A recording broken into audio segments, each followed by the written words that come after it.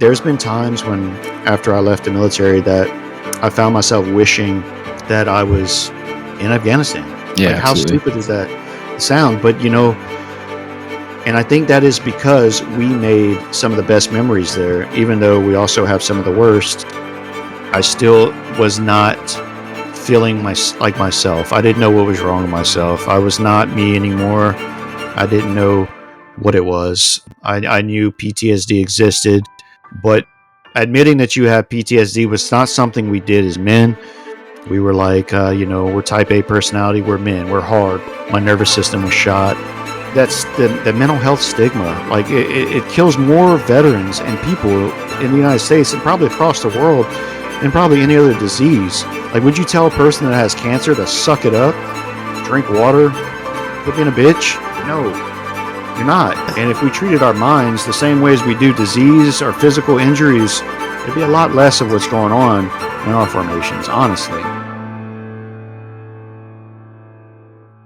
This is Alone and Unafraid. Welcome back to Alone and Unafraid, where we explore the intersections of everyday life, mental health, and mindset with ordinary people who have or are now facing incredible challenges. My name is Thad King, and I'm your host. All right, riding shotgun with me today is my co-host Tyler Huckett. He's a former MH-47 flight engineer, entrepreneur, coffee guy, and adventure race fanatic. Tyler, welcome to the show. I'm happy to be back here. Yeah, you're always around here. I am. I'm just always here. Today's guest is a man whose life story is a testament to human spirit. He's a former 160th Special Operations Aviation Regiment Airborne, MH-47 flight engineer, Silver Star recipient, and currently he's a full-time student pursuing a doctorate in psychology. On top of that, he's also a part-time behavioral health associate, and let's be honest, he's just an American badass. Jeremy, welcome to the show. Thanks for having me. I wouldn't say badass, but yeah, just you got to take it, man. You're a badass. I don't know. Thank you. I guess. Thank you. So let's just start out. Your last name is Thibodeaux, so I know the answer to this question, but you're from Louisiana, right? You got to say you're from Louisiana. I am from Louisiana, a small town called Eunice. Not a whole lot goes on there, but I currently reside in Broussard, which is a suburb of Lafayette. So now, I actually worked in Lafayette, Louisiana, and I guess I stopped in there. It was after September 11th. I was in the Army. We were heading out to Corpus Christi, and I spent the night in Lafayette, Louisiana. And two things about Lafayette. A, I thought that like Cajun, like Arcadian dialect was like not a thing. And I stopped in a Circle K or 7-Eleven in there, and it sounded like the dude from The Waterboy in there. And that's a real accent for people that have never been to South Louisiana. That's a real thing. So do you ever, like when you're around your family, do you get into that like, le bon temps roulé, bon temps, like, does that ever happen? Well, believe it or not, that culture is kind of dying off a little bit. But when I actually first saw The Waterboy, I had no idea where they got that from. Honestly, because like, I guess I don't hear it as much here. And then I started working down in Galliano and Grand Isle, Louisiana, doing search and rescue. And that's the first time I went there. That's when I was like, I get it. You know, like I couldn't understand anybody. I was at Walmart and I was like, what did you say? Talking to people. And I think it comes from more of that dialect than it's very, very deep. The further south you go from Lafayette, it gets way worse. Yeah. The other thing that was crazy about Lafayette is there's a college there, and right outside of the college, there's one. This is 24 years ago, but there was like a residential neighborhood there, and there were houses that were also bars. Have you ever seen that, or is it still around? Like, it was a real like ranch style neighborhood that were like legitimate bars run out of houses. Have you ever heard of that or seen that, or were we just drinking a lot then? I had a great Well, I time wasn't. in that city. Well, I wasn't living around Lafayette at that time. I joined the military at 18. So, and even back when I was in high school, so my hometown's about 45 minutes from Lafayette. So I wasn't into the bar scene back then. Back then it was drink at home and cook and bonfires and things like that. But a lot of what you'll see around here is the bottom level of a duplex will be a bar, and up on the balcony somewhere, there'll be an apartment maybe. You'll see a lot of that in New Orleans too. So I haven't really witnessed it myself, but 24 years ago, I was still in high school. So Yeah. Well, I'm older than you guys, but I had a great time there. I mean, it was a total party town. I don't know if it still is, or maybe I just found where everybody was partying because it's University of South Louisiana is there. Is that the school? yeah, UL. Mm-hmm. Yeah. It was a good time. So what was it like growing? Well, go ahead, man. I was going to ask if that's where the Roll Tide is. No, dude, that's Alabama. No. Oh man, sorry. I got my soccer all mixed up. No, that's golf. That's golf. You're thinking of golf, Tyler. Are you an LSU fan? By default, yes. Yeah. By default.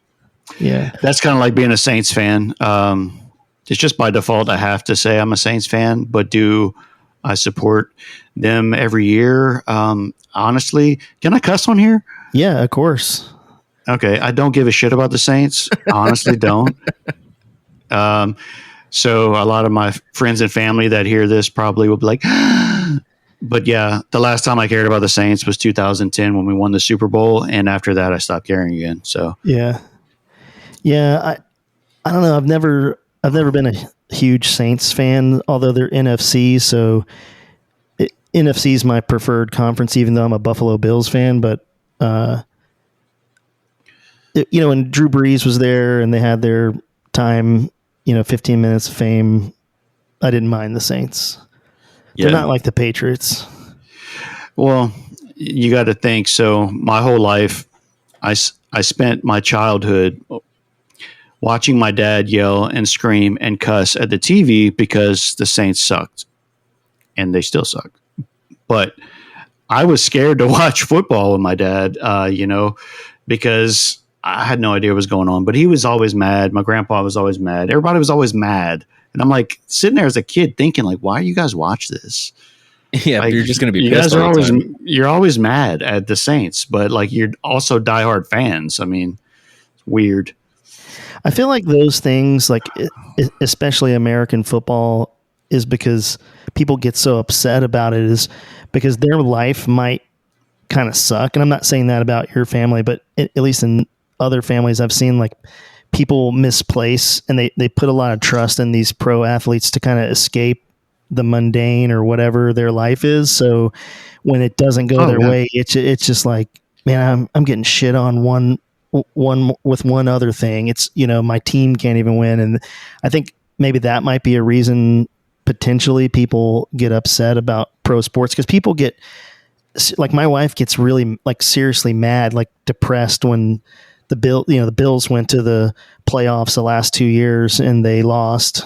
It's like a Bills thing, but she was noticeably in a bad mood for the next 24 to 36 hours, which is fucking weird. It's just a game, but totally upset about that. So I can kind of see where your parents, where your dad might have came from. But how was that growing up in Louisiana, other than the Saints? And was that a typical childhood, or did you have brothers and sisters, or what was that like? Well, I mean, just kind of going back to the Saints for our last brief moment. I mean, you got to think about the people that probably have bets. I don't know why people would place bets on the Saints, but I think it gives. The only way I could think of it is that there's just like, it's like trying to play the lottery. I don't know. It's like, I know I'm going to win this time, and I'm going to place a bet, and I just know they're going to follow through, and I know I'm going to win this, but I don't know. I don't know why. But growing up in Louisiana was definitely interesting because we are quite different. than a lot of other cultures here in Louisiana. I'm not saying we're crazy, we're better, but we're just different. Our history comes from, they call us Acadians, or where I live is Acadiana because we were the Acadians.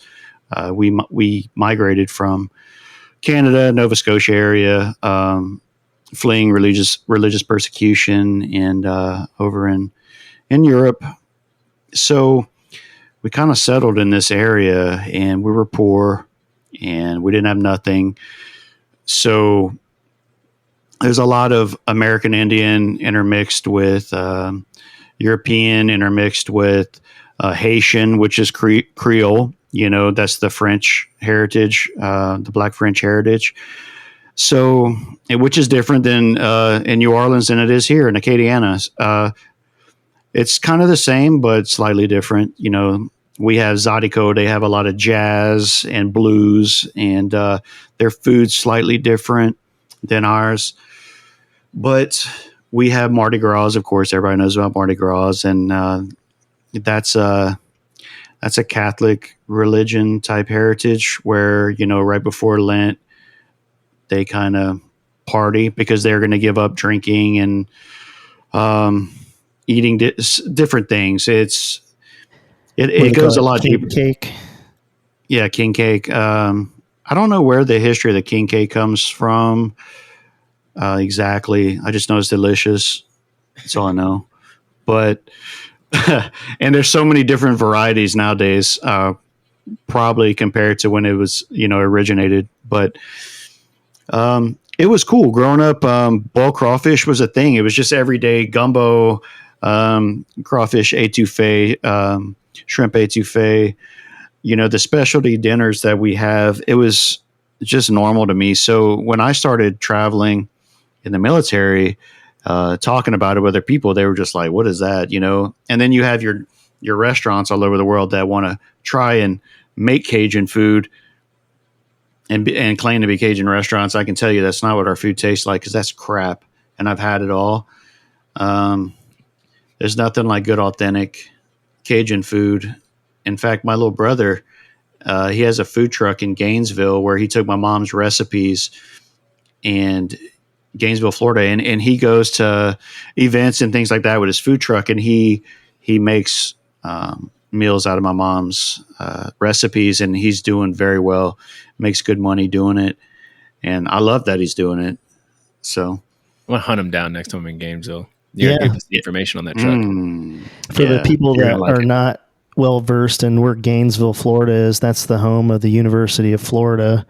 That's the which arguably is a rival to LSU. I mean, really, it's Florida versus Georgia, but LSU is always a contender in the SEC. So Southeast Conference for non-football people, but that's cool, man. I didn't. We'll have to go check that out next time I'm up there. What's the name of the food truck? I'm gonna have to ask him, because I don't know if it's the same as when I last spoke to him about it a few years ago, but he's also an artist. So he designed his own food truck and had it painted and or wrapped with a graphics design. That is his own design. It has, your iconic fleur-de-lis and crawfish and different things on it, and the colors, the purple and gold and all that good stuff. So I could find out, but I'll definitely let you guys know. If he's got a website, we'll put it in the show notes so people Tell can the whole world. Go check it out. Are you guys both in the same area? Yeah, we live like 35 minutes from each other. Yeah. Oh yeah. Okay. Yeah. I could hook you guys up with some food then. Oh wait, Gainesville from our house. Tyler and I live like 35 minutes from each other. Gainesville is like 2.5 hours away, probably north of us. Okay. Okay. But yeah. I'll go up there and find his truck, and I'll eat some food. I've been known to drive for some snacks. Yeah. And then I'm going to be around that area to visit every so often. So yeah, I'll definitely get you guys hooked up. We can do some kayaking. Yeah. So what about that when you were growing up, looking in the notes here, were you were sick most of your time, what was that all about? So When I was really young, I would say about the age of 8 or 9, I would have fainting spells all the time, and I didn't know why. My parents didn't know why, so we saw a cardiologist, and I was diagnosed with a form of syncope where I was just fainting all the time. Syncope is pretty broad because it could be psychological, it could be low blood pressure, just different things. And for me, like some people see blood and they faint. That's a form of syncope, but for me, that wasn't it. I would stand up and faint. If I got overexerted, I would faint. So there was a time we went up to Monroe, Louisiana, and they were doing some testing on me. It's called a tilt table test, where they strapped me to a table, started drawing blood out of me through an IV, and turned me upside down. Well, before I lost consciousness, I still don't know what really happened, but I looked over at the heart monitor, and my heart was beating at 14 beats per minute. And I just remember it felt very heavy on my chest, like Tyler's mom was sitting on it. And then I just couldn't breathe, and I blacked out. I'm pretty sure they gave me a shot of adrenaline, probably kickstarted my heart, but I eventually grew out of it. And it seems like as soon as I grew out of that, my kidneys failed, and I had nephrotic syndrome. And I found out I had that when I went to take my physical for football my freshman year in high school. And my cholesterol levels were, I don't remember the exact number, but my doctor was like, he shouldn't be alive. So I had to take 3 years of a high regimen of prednisone, high dose. And if you're familiar with prednisone, for long periods of time, it does a lot of bad stuff to your body. Yeah, it's a steroid. Yeah, I was swollen. I had rashes all over my body. My skin felt like leather. It was awful. I got bullied relentlessly. There was not a whole lot I could do. I couldn't eat certain foods. So the whole Cajun culture, like, that was out the window. I had to be on low sodium diets for years. And I felt hopeless. Actually, I missed most of my freshman year of high school. I had to stay home. I had a buddy of mine that would drop off my assignments and homework and books and it's different things. So I knew I wanted to be a soldier from the time I was a very small child, and because my dad was a veteran, and I was very hopeless about that and depressed. I Because you didn't knew think they I weren't going would. to take a soft ass bitch. So you had to fix Yeah, that, right? no soft ass bitches in the military. So basically, what I did when I went into remission was I kept my mouth shut and went to the recruiter's office. I was in good shape. I had recovered. I was playing football, working out, doing all the good things. So I just, back then they didn't track your civilian medical records. I heard they do now, or there's a way for them to see. Yeah, I've heard that like if your kids were like, my kids grew up in the Army and they went to military doctors. I've heard stories that dependents who went to military doctors that tried to enlist, the Army was able to get their medical records from their kids and deny them enlisting into the Army. I don't know if that's true, but I heard that. I've heard similar things. So I guess it's a blessing that I didn't get caught because I lied about everything. My heart condition, my kidney disease. Both of those were traumatic for me, only because not of the fear of dying or that I was going to die. It was more like kids are brutal, and I got teased because I was sick, and it's like, damn, it's not my fault. I felt like a failure, but even though it wasn't my fault. And there was a lot I couldn't do, a lot of childhood I couldn't experience. So I had to sit out. So would I call that traumatizing? In the sense of when you think of the word trauma, most people think of combat or rape, murder, different things, car accidents. But to me, it was like a slow, just a prolonged poke with a needle, I guess you can say. It just it kind of wore me down. But when I got into the military, it was the greatest feeling in the world. I couldn't wait to get the hell out of Eunice, and do something good and prove to the world and my friends that I wasn't just some sick kid, and that I was going to do great things, and make my dad proud and my parents proud.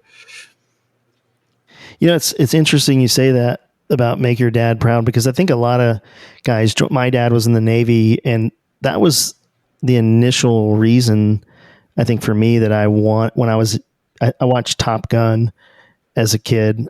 That was 85 that came out. And I remember, I think we went to see it in the theater, and I remember everybody wanted to be a fighter pilot, but I was really serious. And obviously I did not become a fighter pilot, but, I think there's something about you want to impress your dads, and so that kind of leads you on a path to do something, and then it gets so far gone that that's all you remember that you wanted to do. But when you were sick, did that have any effect on how you raise your kids now, or has that affected how you are as a parent? Are you extra sensitive to those when you're with those bullying type situations, or how has that affected you now? So it's funny you ask, because my 12-year-old son is very sick. He has disabilities. He has autism and severe epilepsy.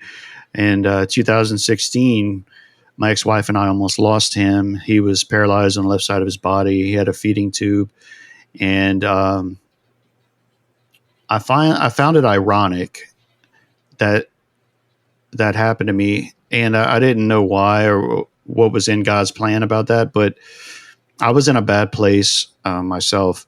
So just to back up a little bit more, my father was an alcoholic and very abusive. So my father used to beat me when I was a kid. He was just very impatient, very angry man, and I didn't realize why at the time, but I do know now. And I don't know what my dad was going through back then. I can't speak for him because my father passed away 3 years ago, and he wasn't very open about his mental health, which I wish he would have been, because I think we'll get on that topic a little later. But if my dad would have been able to open up about his mental health, I know he'd be alive today. I know that my childhood would have been different. So there's a lot of things. But my sickness doesn't affect the way I raise my kids. It was my dad. The way my dad raised me is what actually affects the way I raise my children. I'm not an abusive father, and I'm very much in tune with my kids' emotions and anything they experience. So I don't coddle them, but I give them the truth. I educate them, and I let them know, a lot of kids that bully, there's something going on in their home. There's some insecurities going on inside that child. We don't know people's stories. Not everybody is willing to divulge that information. So I try to tell my kids just to be kind to people. Don't take everything that somebody says to you as facts. Take it with a grain of salt, and you got to really dig deep into knowing who you are as a person, and don't let somebody else define who you are. And my son's experiencing my youngest son Jonah is experiencing that right now. He's in the public school, in middle school, and a lot of kids don't understand, especially some of the backwoods towns where people are a lot more closed-minded and not exposed to a lot of things. There's probably not as many special needs kids around that community. So, and he's a smaller kid, so he's got to defend himself and explain himself constantly, just like I did when I was sick. People were always like, "What's wrong with you? What's wrong with you?" And I felt like I told my story 1,000 times constantly, and it gets exhausting. So I have to tell people, I'm sick. This is why I look this way. This is why I am this way. This is why I can't do these things. And it's hard for a kid who doesn't know those things to understand it. So yeah, and that does something to self-confidence too. When you start to kind of believe the thing that's happening to you is you, and not a thing that's just happening to you. So to kind of see Right. how you went from that to how you are as a dad is kind of back to what I go back about talking about resilience and badassery, because everybody thinks being badass is shooting dudes in the face and blowing shit up and doing cool guy stuff. But it's really hard to be a parent. Like, that's the hardest thing that I've probably ever done. And I feel like I fail daily.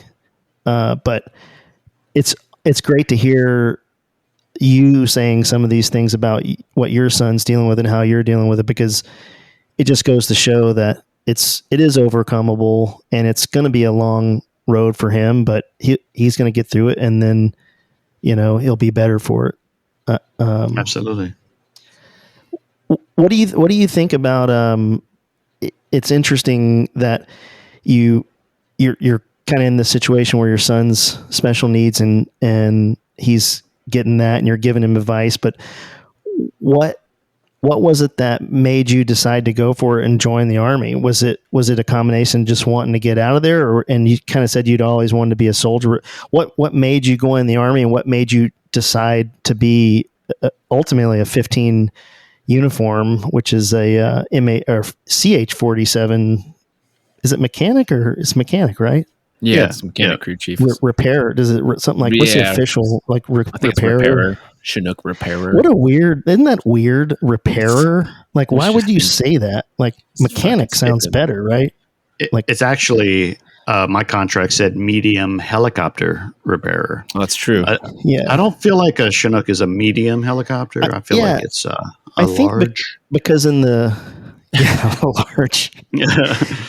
I guess because of 53 is technically heavy, but I think in the Army the 47 is for sure heavy lift. Yeah, it's a heavy lift. I would say that the Chinook's heavy lift. Russian thing is a large. That thing is ridiculous. What is that thing? The AM. Let me look it up.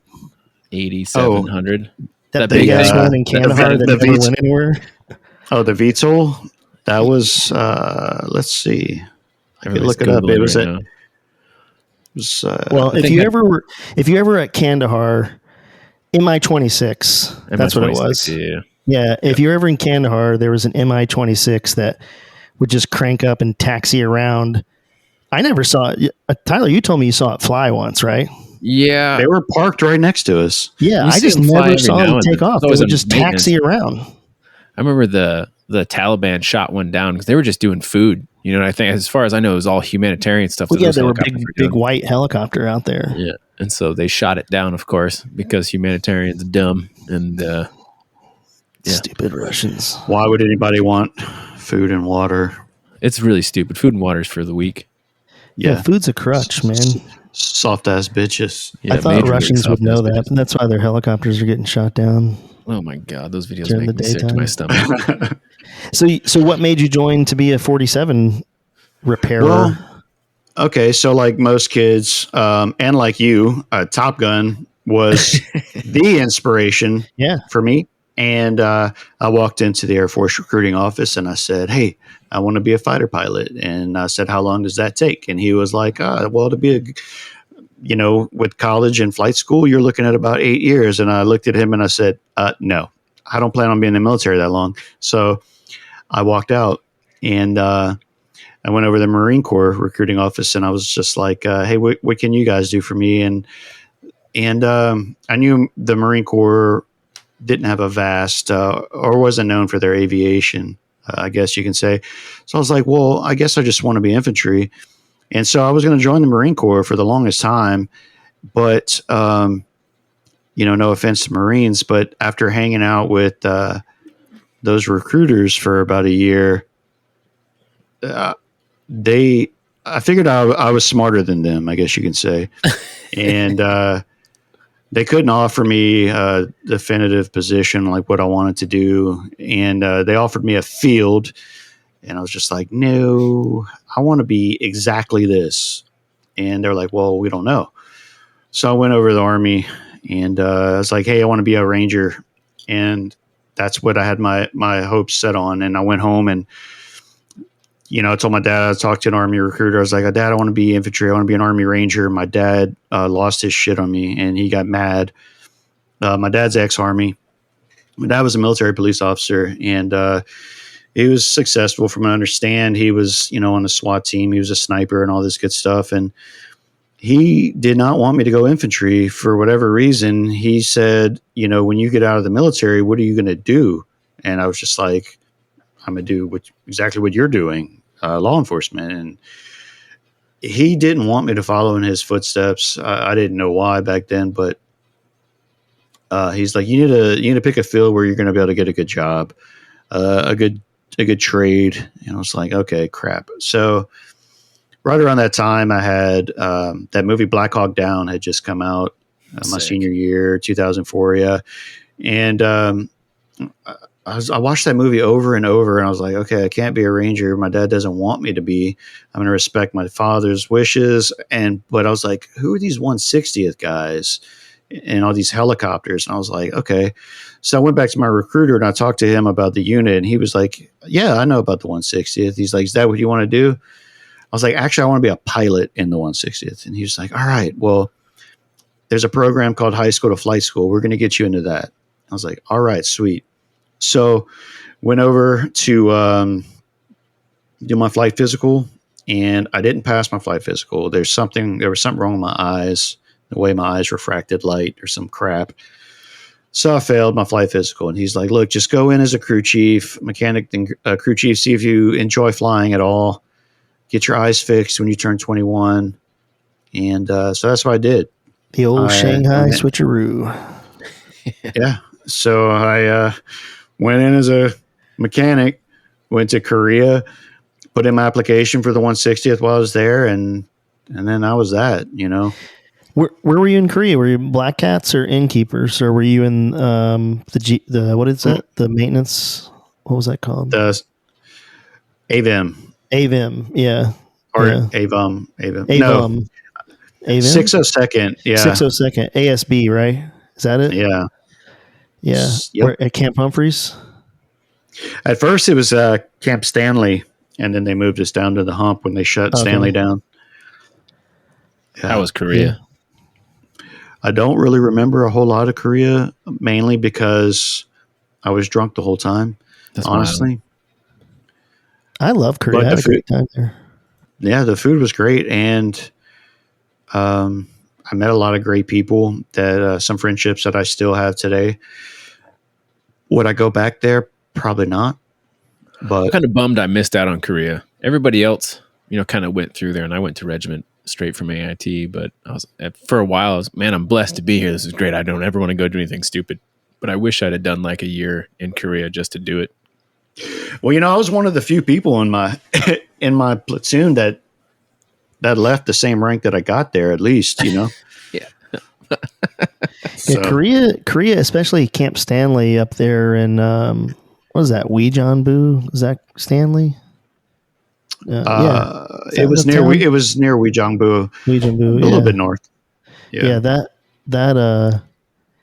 area's it's a cool area. I mean, that place kind of sucks. Like Seoul is way better, but I really enjoyed Korea. I had a great time there. So, what did you do? How does that work? Do you just put in a packet to go to the regiment, or I know you have to go to Green Platoon, but how did you just apply, or how does that work for crew dogs? I'm not sure what the recruiting process is today, but back then there was an application you could find on the recruiting website, fill it out, send it in. They would send emails to all the 15Us out there through our AKO, and you could either ignore them or respond or whatever. But I filled out the application, and I came down on orders before I left Korea, so I knew I was going. I actually specifically requested Savannah. I said, I'll go under one condition, Savannah. And they were like, okay, you're on orders. Bam. So I left Korea. 2 weeks later, I was in Green Platoon. I think I got April 2006, maybe. I think I got to Fort Campbell for Green Platoon. Did Green Platoon. arrived at 3rd Battalion very beginning of July. I don't remember exactly what date, but it was kind of a weird atmosphere. They had just lost an aircraft over Georgia en route to Fort Rucker, and lost everyone on that plane except my platoon leader at the time. And he asked me when he first met me.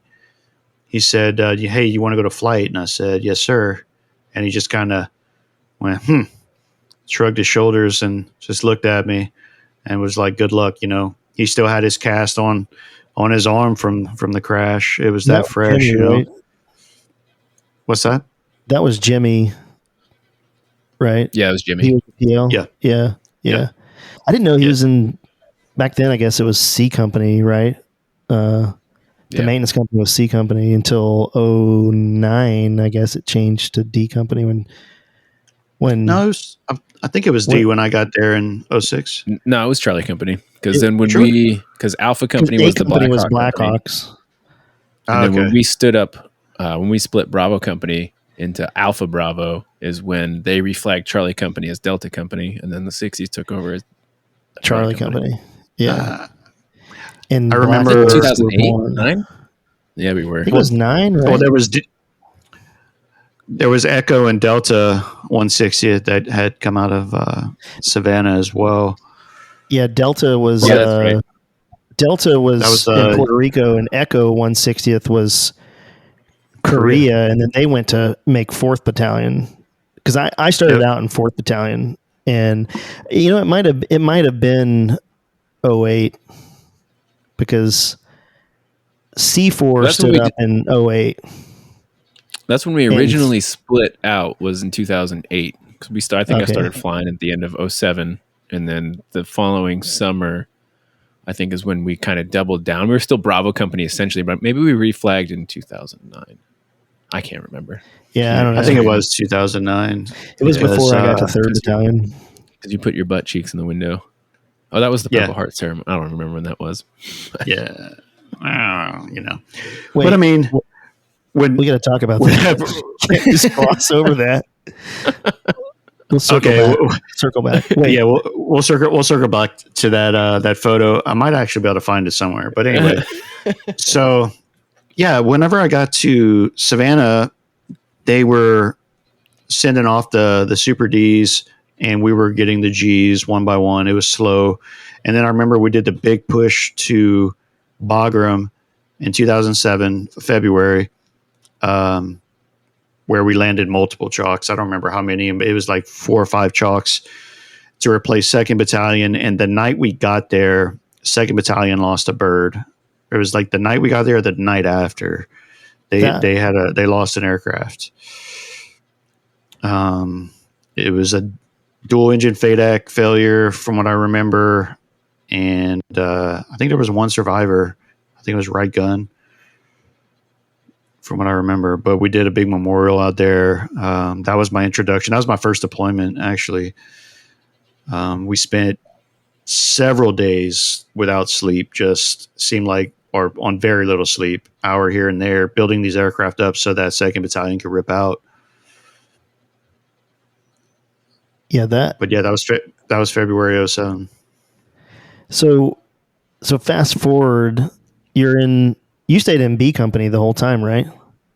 Yeah.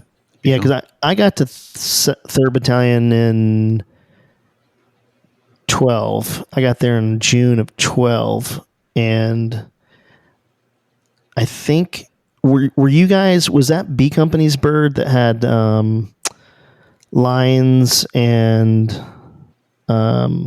Montgomery? What was that? That was 09, right? Yeah, it was the end of October of 09. It was an Alpha Company bird, and it was a mixed crew of Alpha Company and Bravo Company guys. Yeah. Or I think maybe Stewie was the only Alpha Company dude on there. Stewie, and I don't remember who Philly had belonged to back then, but Nick and Sway were both BCO crew dogs.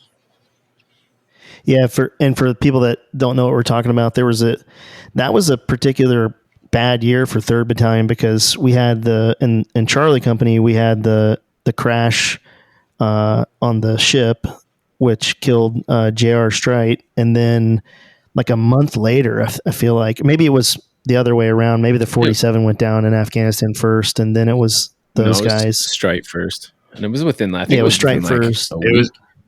It was within a couple of days. Yeah. I was watching it I was in Iraq watching Kill TV in Iraq and Afghanistan. And I watched them. It was because this was on. They had just infilled maybe, and they were coming out, right? Is that when they crashed? Is that? Yeah. And they browned out, and there was like a wall or something here. Yeah, mountain. I believe it was on we call those Exfil, because mountains. if you watch, maybe it was if you watch Exfil. the footage, there was a lot of guys on the ground, so it was definitely on a Exfil. Yeah, after they hit the ground, you see people running everywhere. Yeah, it was horrible. How is that?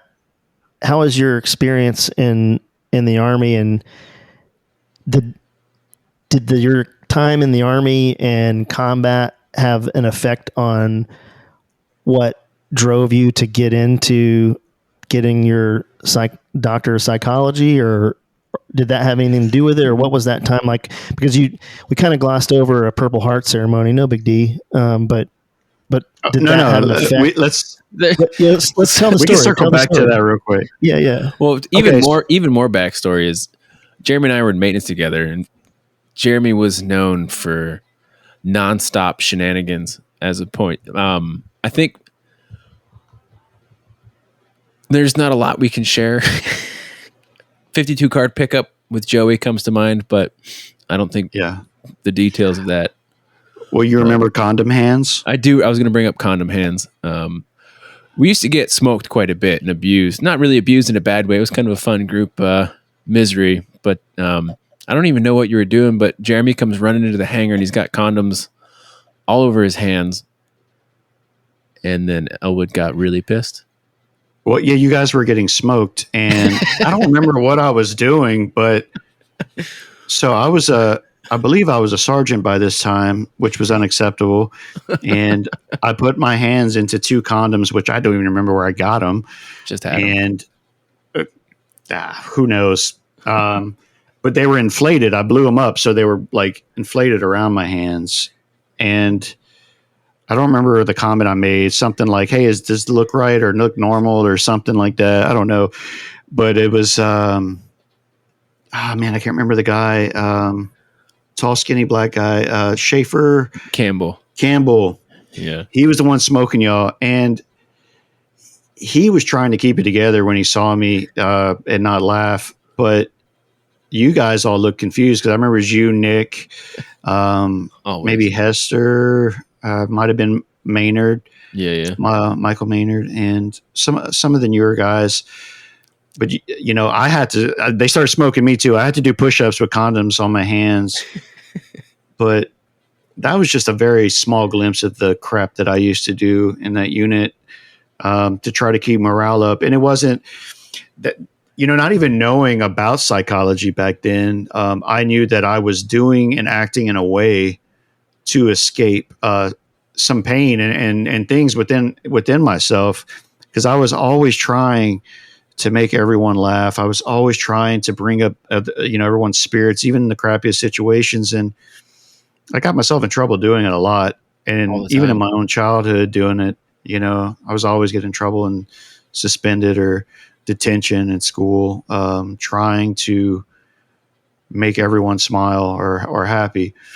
So, I love the shenanigans. It was fun. It made it all worthwhile. But the whole thing backing up to the not Silver Star, but the Purple Heart ceremony was Alpha Company wanted to use a Bravo Company aircraft for display, right? So it was myself and a couple other guys had to get it ready. We had to get it in the hangar, hang the guns, make it look all pretty for the pictures.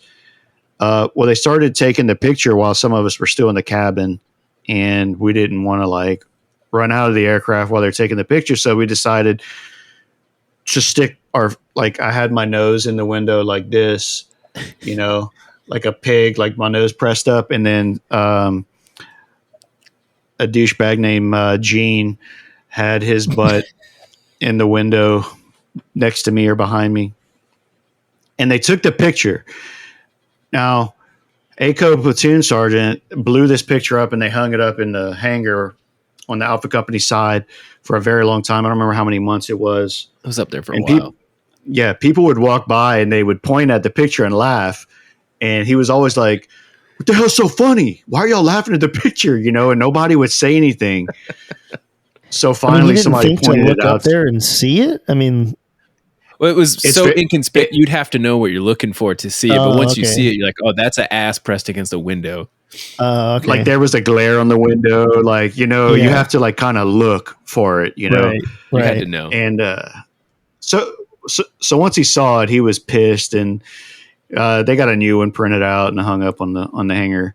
Had to have But TDSC clean it up for us. yeah, oh yeah, Photoshop it out, right? Yeah. So I thought it was funny. Anyway, That was a good time. Yeah. So speaking of the Silver Star, do you mind sharing that story with everybody, or do you want to talk about it, or would you rather not? I mean, I can go into a little detail. I don't want to get into too much detail. That in general was a crazy night because I know you were there, Tyler, and there's a lot of people there actually because we're a flight of 5. So that was a big deployment. That was September 14th, 2011. Well, it started out as the 13th, ended up into the 14th. Yeah, it was a long night. It was a standard mission. We did our little infill, came back. We tied the bird down. We all went back up to the RLBs. We're chilling, watching movies, doing our thing. And the battle captain, who I don't remember who it was at the time, or thinking back on it, I don't remember who it was because we had 2 of them that would rotate back and forth. But anyway, he came up and told all the FEs to go up to the briefing room and have our crew chiefs go out and open up the aircraft. It was an emergency. And of course, there was a team. They were pinned down. They had a lot of casualties. It was a very mountainous area. So we were going to infill a QRF along with some supplies and vehicles. So we headed out there. We did our thing, but everything was going fairly smooth until the infill, which I could remember. One aircraft lost its radar altimeter on infill under 100 feet in the dust. We had an aircraft in front of me because I was Chalk 1 lead aircraft with Doug England and Ryan Grant. And I don't remember who the pilots were on that aircraft, but I remember they were in front of me. They were doing a pinnacle. They appeared to roll upside down. And the only thing I can remember thinking was, shit, here we go again. We're about to lose another aircraft. And I came over to the ICS and I said, I think it was Chalk 4 at the time. I said, Chalk 4 is going down. Chalk 4 is going down. And about 10 seconds later, they recovered and they came up over the other side of the mountains, kind of spinning in the dust. And they settled and they stuck the landing. It was just weird. We had to do pre-assault fires before we got there. I remember the AC-130 didn't cease fire when they were supposed to, and they got danger close to us. It was just a whole mess. And we got that done, though. And then on the way home, the sun started coming up. We're a flight of 5 on our way back to CAF. Everyone was de-goggled, and we had intercepted a SATCOM transmission from a Trident element. And I don't even know if I was supposed to say that. I don't know if they still use that call sign or not. But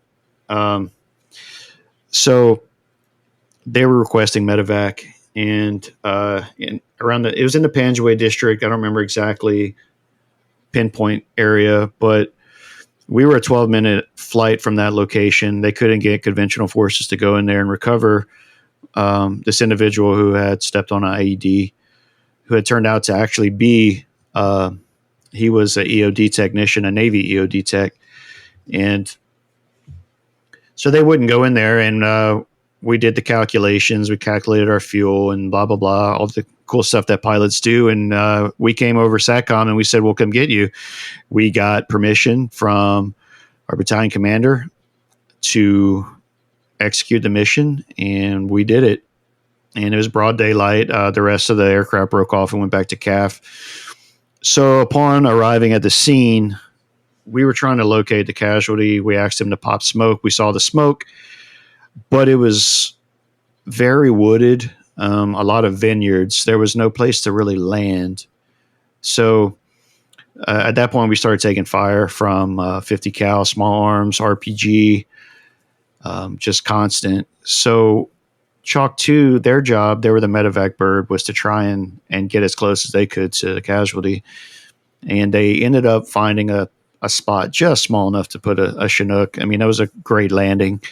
But they started receiving more mortar fire once they got on the ground. And so what we had to do was take up a right-hand pattern around Chalk 2 and provide cast. Because at this point, we were by ourselves, that we had no overhead support. Everyone else was RTB. And that's close air support it was, and return to base for the folks that don't know the lingo. Right.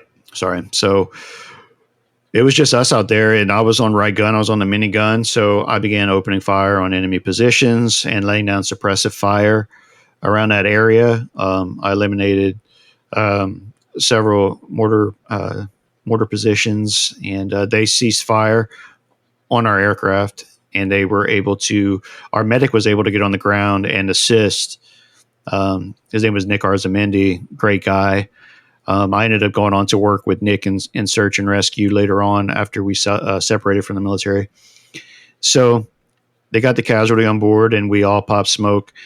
And the whole thing, it didn't seem like it lasted that long, but from the time we arrived on scene till we were out of the hot zone, it was almost an hour of just continuous circles, taking fire, returning fire.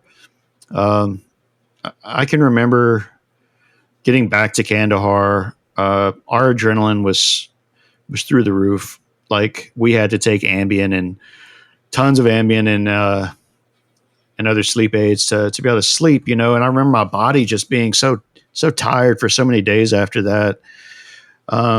I had been shot at many times. That was just like the one. That was like that one mission that guys get to go on, that I would say some people would say the right place at the right time. Some people would say the wrong place at the wrong time. But everybody came back, and I'm grateful for that. In fact, out of all the mayhem, those idiots, I'm talking about the enemy, somehow managed to not penetrate either aircraft. I don't know how, but we were a big school bus flying circles, at 80 to 150 feet. I mean, granted, we were going fast because we were pulling so many G's at times that I could barely stand up behind my gun while firing it. And I remember my back being wrecked after that. But, years before that, I mean, it seemed like my crew, at least one time, every time we left the wire on a deployment, we were being engaged by the enemy. So it became kind of not a big thing all the time. I think Arcane 2.2 in 2009 was kind of a wake-up call for a lot of us, because we all thought we were young and invincible and we're badasses. But when that happened, that kind of changed the course of a lot of things for me personally, and for a lot of other people. I think Tyler can probably say the same, because we really love those guys, Yeah, man. And shortly after that was, that fall of 2009, and then spring of 2010 was the Kajaki. Kajaki Dam wine mixer. Yeah, the wine mixer. That's right. So that was another... that was an interesting, spicy night. Was I'd say that was probably the second biggest firefight we had ever been in. Dude, that was wild. Yeah, that was wild. What was that one? Well, so you see what happened was the Catalina wine mixer. Kajaki wine. Yeah, man, and I'll tell it from my point of view, because I'm always curious about other people's point of view of the same thing, right? Because I was on right ramp, and I think you were on... I was on left ramp. You were on left ramp. Chalk 2. So you're right behind me. I was Chalk 1, right ramp. These are now they're talking. The ramp positions. You guys are 240ing it right up back there. With the not the Aviation H model. You got a D model pistol grip, Right. 240. Yep. Mm-hmm. And so we're probably, I'd say, a minute out from infill. We're going to infill these dudes up at the Kajaki Dam, and all of a sudden, Moonface up on left gun, the minigun just opens up. And usually some people will say something like, hey, I've got X and X over here, engaging, blah, blah, blah, blah. And we'll give you like a situation update. But he didn't say shit. And then the ramp 240 behind me opened up. And I was like, oh, so it's pretty serious.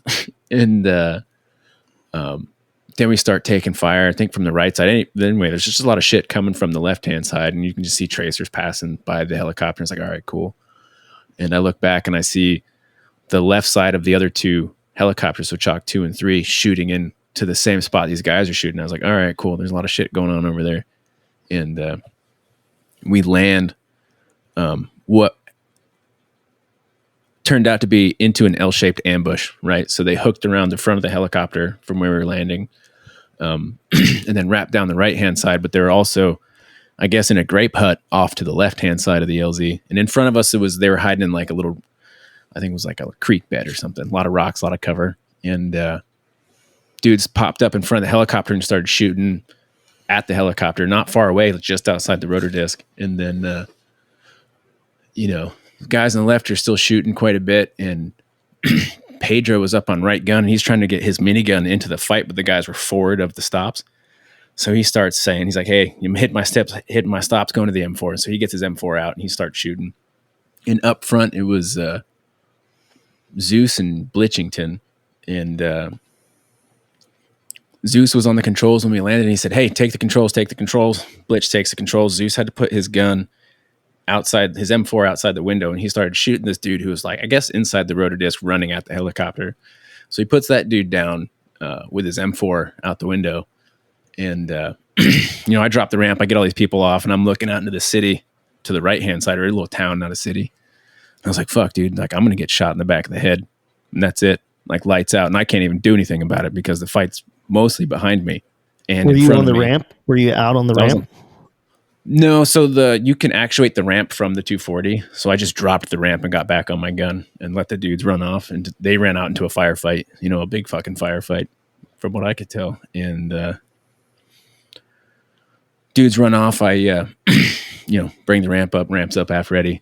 And then we go to take off, and someone's like, cockpit's on fire.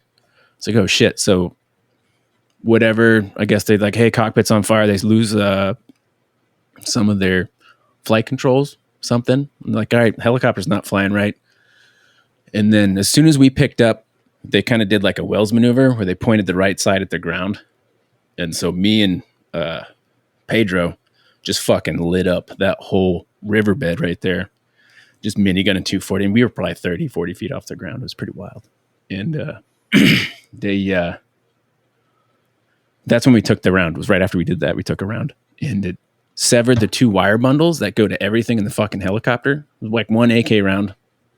All wires destroyed, 200 wires or something. These are thick like wire the golden bundles. BB. Yeah, absolutely. Mm-hmm. And that's when they're like, hey, we lost control. We can't fly this thing. Pedro's like, hey, put your shit on. We're going down. So I got my little go bag on, tightened up my monkey tail, and then got on my knee and kept shooting. And then, made it out of there. Kind of. Yeah. That was cool. Wait. And Wait, there's more to the story, though, right? Yeah, Yeah. well, it came did go back on. because we were pretty close to Bastion, weren't we? Yeah. So, but we like, ended if up, we limped it back to Bastion, but as soon as we shut down, it was. That was it, because y'all had lost everything. power. Yeah. Yeah, we had nothing. AC power was gone. So That was what year was that? 2010. yeah. Yeah, because I October, remember I believe. I was in Iraq, It and was there summer. wasn't shit happening in Iraq then. And Oh, Afghanistan was wild the whole time. yeah, because we were like, hey, there's nothing happening here. Like, can we get in the fight over there? And they're like, no, we need you guys to stay here. And like, we were chasing one guy for like 6 months, and like, Cigarette maker, smuggler. yeah, it was something stupid. I'm sure it was really super important, but I remember reading the debrief from that. So I didn't know that you were on that, Tyler. Oh yeah, and then Jeremy landed on an IED, I think. Yeah, so it looked a little bit different from Chalk 2. Like we saw you guys. I saw Keith opening up on that house originally, and that's where I had concentrated my fire. And then Reynolds was on left gun, so he concentrated his fire on that building as well. And when we landed, it was my best guess. It was a mine, an IED, a grenade. I don't know what it was, but it exploded under the left wheel, which is where I was on left ramp, and mud flew all over my face, and an actual like a big boulder flew up in the air and then landed on the tank. I mean, this thing was big, like probably the size of me if I was curled up in a ball, and it just sat on the tank. And the helicopter kind of tipped on two wheels for a second, then set back down, and we just kept firing. We kept firing, and then Chalk 3 landed. They started firing, but the cool thing was the team that we infilled. Well, I had put the ramp down, and I'm sitting there shooting, and I don't see anybody in my peripheral like running into the firefight. So I'm like sitting there shooting, and then I stop for a second. I turn around, and I look. And all the team, I could see them with their goggles on. They're just staring at me, and I yell, "Get the fuck off! Get off!" Like, yeah, you're going out there. And they looked at me like, "Are you serious?" And I was like, "Yeah." I'm like waving my hands. I'm like, "Get off!" And so they run out like real, like timid, like, and they start shooting. And after they offloaded, ramps up, AF ready, and we took off. But man, we lit that building up, and come to find out, when the ground force commander came in a few days later to debrief, he was like, "Hey man, everybody on the left side of the helicopter, I want to give a huge shout out to those guys, because they shot that building to the point that the walls fell and we didn't have to breach. And when we walked in, there was two Hajis scared shitless, starfished on the ground, and they had thrown their AKs to the side, like to surrender." And I was like, "Oh, nice. That's pretty cool," But I remember on the way back to Bastion, I feel like we had taken some small arms fire transiting back to Bastion here and there. Nothing serious because we were high altitude at that point. But yeah, we shut down and we stayed there for a while. I remember being pissed because I was hungry. Yeah, I just spent the night there. Yeah, not me. For I went those back that they're not familiar with what they're talking about, that's FOB Bastion, I guess. It's it was Marines out there for a while, and Brits, right? Camp Leatherneck was like, I think Bastion it was like the Brits, inside and the of Marines it, right? had Camp Leather. Yeah. Yep. And that's in the Helmand province in Afghanistan, and shithole. Yeah, total. That was like, if you were rolling in the Helmand, it was like high probability you're going to get shot at. And that's where we went every day. Every day was like, it was either Helmand or Kalat. Yeah, Kalat. And CAF is Kandahar Airfield in just outside of Kandahar City in Afghanistan, which kind of abuts the Helmand, kind of to the, I guess that'd be the east side of the Helmand over there, if I remember right. So did you do Iraq at all, Jeremy? I did in 2008. I can tell you there was not a whole lot going on in 08. Yeah. There was times we went, like a week or two without flying. Yeah. We were doing 14-day ground runs. Yeah. Constantly. Yeah. We were talking about this on the last episode, right, Tyler, where Iraq kind of ended in probably early, like late, when the surge got done in Iraq, late 07, November 07 timeframe is when Iraq really, really calmed down. And I think because from 06 to I got there in like summer of 06, and there was a lot of not a lot of IEDs happening, but there were some gunfights in certain parts of Iraq.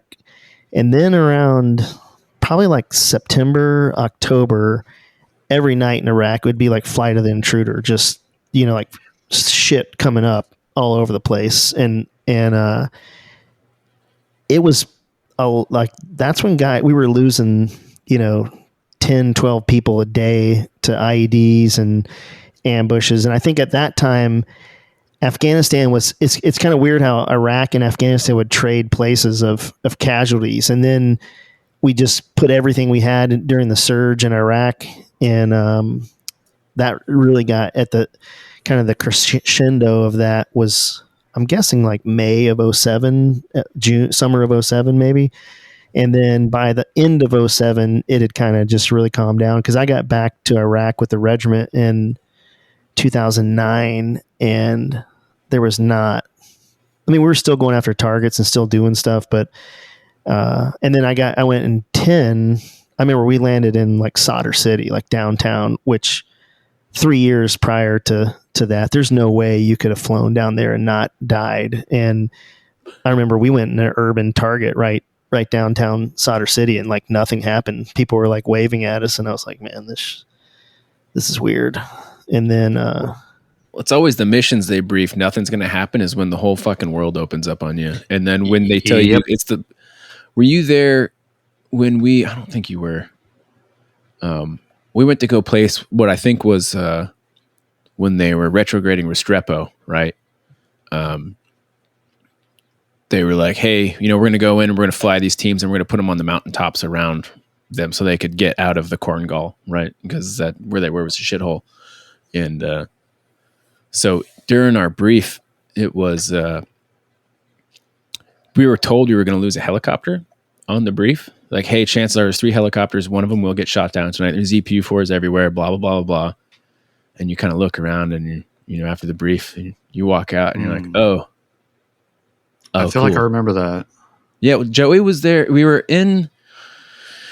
staying up north somewhere, like J-Bad or something. We were staying in J-Bad, and that was when I got sick. And Rama, remember the dog? Yeah. Yeah. She bit the shit out of me while I was shitting myself and throwing up everywhere. But J-Bad. I remember, it was weird flying to desert, then all of a sudden jungle? Yeah. The Cornwall's not pleasant. But yeah. But it's the stuff they tell you when everything's going to be good. Because we were briefed, there was nobody in Kajaki. They said, hey, man, there's nothing going on out there. It should be a pretty easy night, routine, whatever. It turned out to be pure chaos. But then we were told we were all going to die. And then nothing happened because they set the mountains on fire before we got there. And then there was always the typical, Hobbit hears this over the radio. They're saying they hear you guys. They're setting up to attack. The big guns. So your heart, they're getting the big guns. So you're like ready. You're behind you. Your heart's racing. You're about to. You got butterflies. You're like, this is it. This is my ticket's about to get punched. And then it's just like cricket. You realize you only have BPS between your knees and your ankles. You're like, oh, that's the only place that stops bullet is somewhere on my shins. Like perfect. Yeah, and then you're just like in the face. Where'd everybody go? You land. There was your occasional man, bear, pig, some kind of alien creature you'd see like dart across the desert, and you're like, what was that? Oh man. Yeah, that I was we were talking about the other night is Afghanistan. They all want to kill you, and the terrain wants to kill you. And right. And Iraqi didn't really have that problem. So what did you think about your experiences in combat? Did kind of going back to the original question, did that play in part to you deciding to become, is that what got you into psychology, or was your experiences growing up in the Army and just kind of everything? And then when you got out, what was that? So for 2-part question. First part is what was that transition like getting out of the Army? And then the follow on to that were those experiences what led you to become to get your degree in psychology? Okay. So my transition out of the Army was hard. It was miserable. I originally, before I left, was like, I can't wait to go home. It's going to be great. Get back to my roots, my peoples, all my friends from high school, all that stuff. I thought basically I was going to pick up where I left off when I graduated high school. It turned out to not be anything like that. Actually, I realized that everyone had moved on with their lives. Some of them were just starting families. Everyone had graduated college, moved away. I had not secured a job yet. I was very lonely. I didn't know my purpose. I was like, okay, for the first time in a long time, I don't have a sense of purpose or direction. I don't know what to do. All my buddies are still back in Savannah. I was miserable. I was sad. I was depressed. I didn't know what to do. So in the time that I had started, looking for a job, I was like, well, I don't have to go to PT. I don't have to go to work. I'm miserable. I took up drinking as a hobby to kind of numb and pass the time. Because that's one thing we did learn how to do, was party in the Army. So I was partying by myself, basically. So I did secure a job. Life went on. I met new people. Started doing search and rescue out in the Gulf of Mexico. I went on to do search and rescue in Alaska for a year, Norway for a year. But in this time frame, I still was not feeling like myself. I didn't know what was wrong with myself. I was not me anymore. I didn't know what it was. I knew PTSD existed, but admitting that you have PTSD was not something we did as men. We were like, we're type A personality. We're men. We're hard. We don't have feelings. We don't give a shit. And that's kind of the mindset I had for the longest time. And if you showed weakness, well, you're weak. And it wasn't until my marriage came to an end and I was a full blown dependent on alcohol. Like I couldn't function. I was functioning at first, my nervous system was shot. I was numbing. Instead of addressing the issues that I needed to address, I just numbed them. I was repressing a lot of emotion and things that I didn't even realize I had. That stemmed all the way from childhood, all the way through the military, and upon leaving the military. I think I was just one of few people that I knew that eventually admitted, hey, something's wrong with me, So I started doing my own research, reading a lot of psychology books and different things and stuff about addiction. I started checking myself into treatment centers, things like that. And I became fascinated with psychology. And then finally, I admitted, I was like, hey, I have something wrong with me and I need help. Like, can somebody help me, please? I didn't care that I was supposed to be a badass or I was supposed to be strong and all these things. I think what was more courageous, I felt a lot of relief when I stood up and said, I need help and I have problems. I felt a weight lifted off of me and I felt freedom.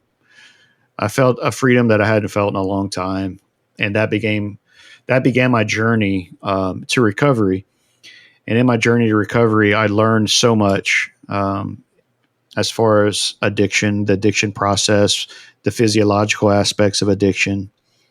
I learned about the 12-step process, different areas of that. But I also started studying trauma and what trauma does, to the body. And it's not necessarily what trauma does or what the trauma event is or what it does to you. It's what it does inside of you is what's important and what a lot of people miss. And what trauma does inside of you, you don't always recognize at first because if you want to get down like deeper, it opens neural pathways in your mind, in your brain, that we're not otherwise there. And now they're going to always be there. So these neural pathways, anxiety feels how anxiety felt when you're getting shot at and how anxiety feels when you're standing in line at the supermarket now have become one and the same.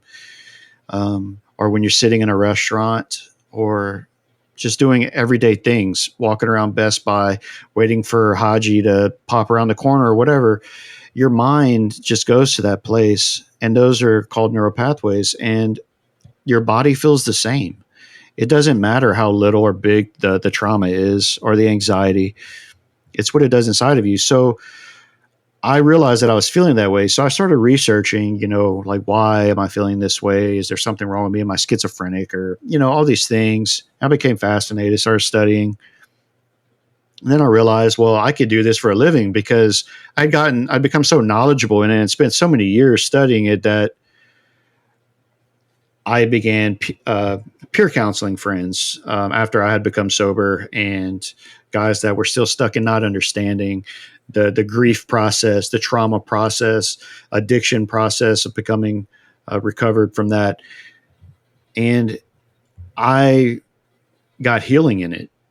I began to feel healing by helping others. And, like one of our, I don't want to call him a comrade anymore.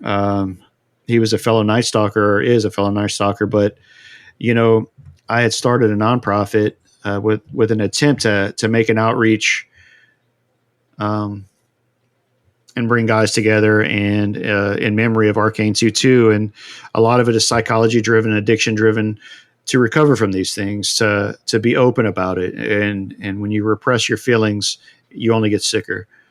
And to have the courage to be able to put your ego aside, and I'm a human being. Just admit I'm a human being, and I have feelings. I have emotions. I went through shit, and I need help. There's nothing wrong with it. So when I created this, we had a guy that said, he started calling us. We joke now, we're all soft ass bitches, because we decided to deal with our emotions and our traumas in a healthy way. And he said, anyone that's stuck in addiction because of what they went through, and that, need to talk about their problems, why don't you just go suck start at 45? Is the same guy that is numbing his emotions, being high all the time. And I don't get it. Did it hurt my feelings? Of course, because I know the guy probably needs help, but that's kind of what led me into getting my degree. I said, I could do this for a living.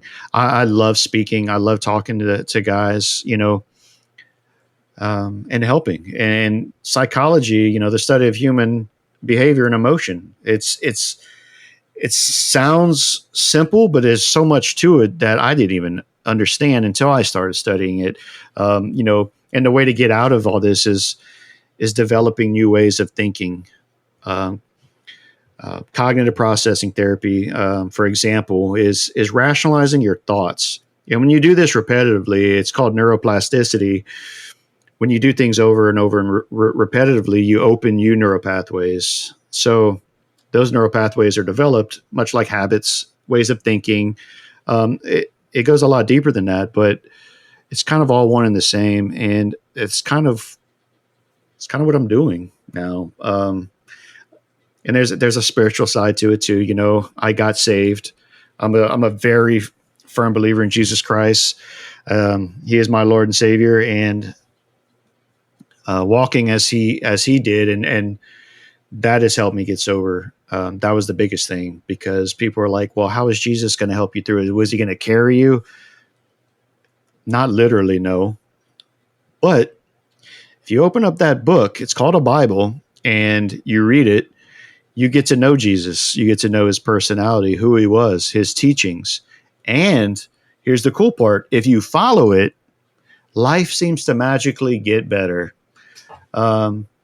Is it magic? No, it's not. It's divine, and that's what Jesus taught. And when you do it, your life gets better. That's how Jesus carries you through it. That's how you have a relationship with Jesus. Do you get to see him in this life? No, but you get to know him through reading his word. And I try to incorporate the two together, and it's very much healing for me. And I find for a lot of other veterans that I've encountered doing the same things, Yeah, I think there's a lot, and back to what I was saying about being a badass that's not the part that's being a badass. It's raising your hand when you have a problem. And that's kind of part of the name of the podcast, Alone and Unafraid, is like, you are alone. The only person that's going to solve your problem is you, until you raise your hand. And then there's help for you. And I think, I'm blown away that somebody would say that. that came out of our formation would say that in this day and age. Right. Just tells you that they got some serious issues that need to be addressed. There isn't. It is. I think it's exactly the opposite. Is it takes a lot of balls to raise your hand and say, "Hey, I've got this issue," and you'd be blown away at how many former commanders that you guys know.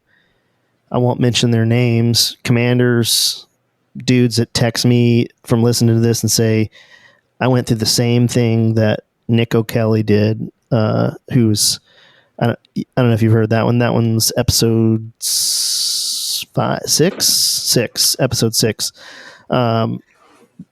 Your story, although unique to you, is not unique to the enterprise. And people need to hear your story, and they need to hear that there is kind of light at the end of the tunnel, and there is hope and healing, and that you can get on the other side of this and be better off. Because I would argue, or I'd guess that you're probably in a way better place than you were in 2017, right? Was that a true statement? Absolutely. I can tell you, I'm getting better every day, but this is what people need to realize. Guys like us, when we go through this, it doesn't just go away when if you accept Jesus Christ as your Lord and Savior, if you get sober, if you get mental health counseling. It doesn't just stop there. It's not a one and done thing. It's a lifelong process. So when I said that trauma opens those neural pathways, those neural pathways, you got to fight those each and every day. When you start thinking, I'm not good enough, I'm a piece of shit, I'm a failure, I'm an addict, whatever it is you're thinking about yourself, your job each and every day is to counteract those thoughts and to act in a positive way. That's not ever going to go away. It's just like a rape victim. There's never going to forget her assailant. She's never going to forget his face or what he did to her, but she can choose to wake up every day and live her life as normal as she can and get the help she needs, right? So it's the same thing for veterans. It hurts. It does. We remember the good times, remember the bad times, but those thoughts, man, you got to cast that aside. And therapy's not a bad thing. That's the mental health stigma. It kills more veterans and people in the United States and probably across the world than probably any other disease. Would you tell a person that has cancer to suck it up, drink water, quit being a bitch? No, you're not. And if we treated our minds the same way as we do disease or physical injuries, there'd be a lot less of what's going on in our formations, honestly. Yeah, it's a health thing. It's not like we say mental health, but it's health all around. Just like you break your arm, you can hurt your brain and you need help. There's nothing wrong with saying I need help. Absolutely. But as young soldiers, we were taught that we had to be tough. We were told to kind of keep our mouths shut. But honestly, back then, a lot of us weren't quite affected yet to the point. I call it, there's like a point of no return. It's like with addiction, we may have been heavy drinkers and partiers, but there's a line that you cross from heavy drinking into full on dependence, or heavy drug use to full on chemical dependence. And there's a huge difference. Chemical dependence is like you run the risk of dying if you don't have these chemicals in your body, because your neurological system is so jacked up that if you just stop drinking suddenly, you're going to have seizures, you're going to go into cardiac arrest, you're going to have hallucinations, you're going to die. And that's where I was. And I was dying, and I knew that I didn't want to die. I didn't care for a while, but I came to a realization that I don't know, I just called out to God and I said, I don't want to die. I'm not ready. And from that moment on, I didn't. I'm alive, obviously. Well, and I don't have all the answers, but I have some. Anybody that's willing to listen. Do you think we were chemically dependent on war?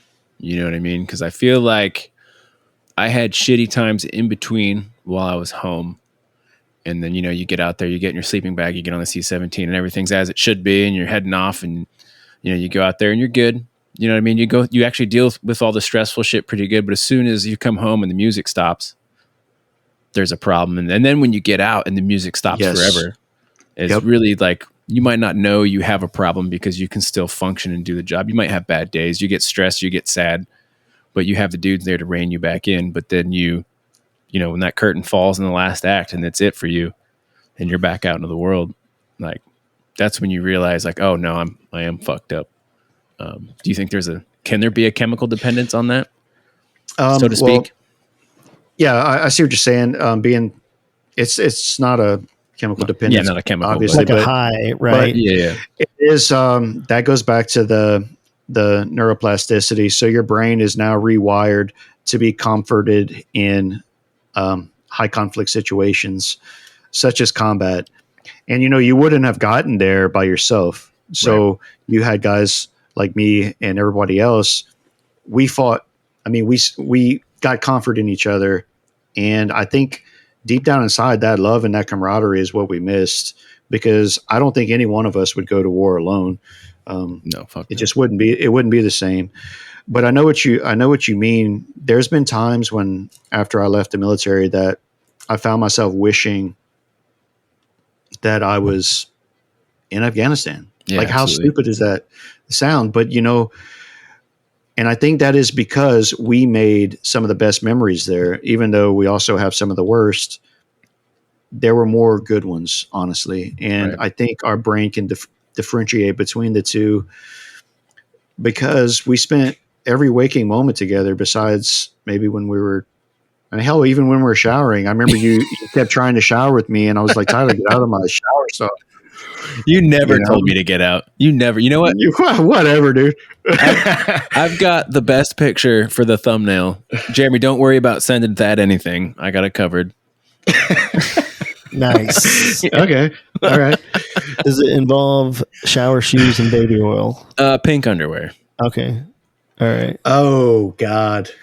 Yeah, The that's fact what- that you remember that this is a true thing is concerning. It's Chinook dudes. it was an event. Well, it goes back to the shenanigans, and I am very much willing to accept my fate, Tyler. You could show him all the pink underwear pictures if you want. All of them? Because, hold on, were you not wearing some sort of underwear that same day? You All right. and So several other people? It was that same trip we went to Gajaki, and me and my crew, we all got matching camouflage underwear from the German PX at Kandahar, and we did a photo shoot, as one does. But Jeremy and Brandon, I don't know if anybody else felt left out, and they went to the PX and they couldn't find any more men's underwear, so they bought silky ladies underwear, and they did a photo shoot in their lacy, silky ladies underwear in Ninja Turtle masks. And combat boots. Combat with boots, M4s. M4s, M9s, and a training dog. Training, fast rubber dog. Yeah. Anyway, We did clear the talk, though. Do you not remember that night? I do remember that. We kicked in the door in underwear and rifles while the pilots were planning, and cleared the building. And danced. Nice. Yeah. So- Anyway, there you go. Well, what are you doing now? You're doing behavioral health. What can you talk us a little bit about that? Like, what is that behavioral health associate? Is it like a kind of therapy stuff with people, or what is that? So recently, so I'm in college now, full time, working toward my degrees in psychology. Also, I'm working for a place called Victory Addiction and Recovery Center, which is the company that owns us is Summit, and they have addiction centers all over the United States. We are ranked in its group as one of the top addiction centers, and we have a veterans program. We accept VA healthcare. So we have vets that come from all over to come to us. And as a associate, my job is I'm interacting with the patients one-on-one constantly all day long. I am not a licensed therapist or a doctor, but I'm kind of like the dude that's like interacting taking care of their needs. I'm peer counseling them. They know I'm in recovery, especially the veterans. So I'm constantly talking to them every day, taking care of their needs, documenting in their records if they're participating in treatment and whatnot, what they're doing wrong, what they're doing right, kind of guiding them, helping the therapist along the way. And that's kind of just my gig while I'm in school. And then once I obviously start building up my licensure, I'll be doing a lot more counseling and in-depth. It's kind of struggling to see if I wanted to do more counseling psychology or clinical, which there is a difference. Counseling is more treating and counseling, and clinical is a lot of testing, trying to figure out diagnosing and testing, a lot of that. Not so much treatment. I don't want to just tell somebody they're screwed up. I want to help somebody. If there was a way that I could have both, which I know there is, it would just take a really long time. I would do both. I would like to look at a guy in the face and say, okay, you have such and such disorder, possibly trauma induced, this and that, and this is what we're going to do to treat you, and be his counselor. That would be ideal. But I think I'm just going to go the counseling route. And I don't think I'm going to do PhD. I want to do PsyD, which they're both doctorates. One is more research, one is more treatment. So I had also started a nonprofit last year about this time. I had a gentleman that had given me a CH-47D airframe. It was in Miami Lakes, Florida. And the goal was to get it back to Louisiana, and we were going to kind of have a vet community project. It wasn't just going to be 160th specific guys. It was going to be anybody in the vet community that wanted to partake, just to kind of get everybody back together. And we were going to restore it. And it was going to be a memorial for Arcane 2-2. We were thinking about making it into a Chinook cabin, or, we hadn't really decided yet. But the guy said it was mine. I was trying to raise money to get it over here. It cost a lot, like $30,000 to move that thing by truck. I had been kind of waiting on some things, some funds to come through and work my way up to it. Well, the guy ended up behind my back giving away the airframe recently to another dude who, I'm not going to say his name, but this guy kept trying to blackmail me into trading him. Like, he wanted the airframe. I found it. He wanted it. I told him no, it was for a special project. He got it now. So now I'm trying to, I don't know what I'm going to do about the project now, because the Chinook itself was the project, but it was focused on the long-term was going to be addiction, trauma-based recovery, not only for veterans, but for the Gold Star families of those who, say, for example, the wives and children of everyone lost in Arcane 2-2. Long-term goal was to provide grants, scholarships, things like that to help out with the families out, but also provide resources and ways for kind of a one-stop shop for guys to come.